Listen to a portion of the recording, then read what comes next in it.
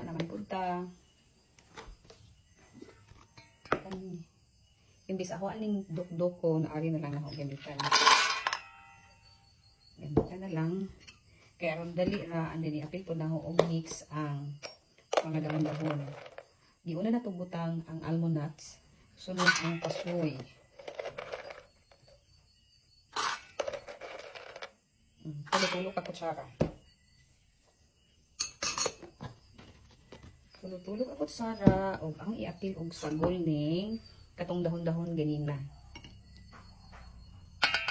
Kaya para mapino pa dyan na siya.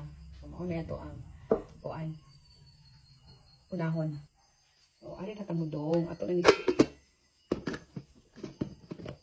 ano na bumukon.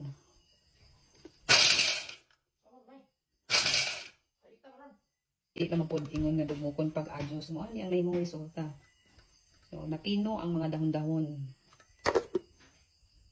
So, in fairness, humot ang aroma sa mga dahon nga nasagulan sa nuts. So, mauna ni ang resulta. In fairness, guwapa ang resulta. Kanang gisagol na lang na itong mga dahon-dahon ani. Matong gislice, unja kay. Ang mga liso, ang almond nuts, o ang kasoy, di gamitan man ako sa food processor.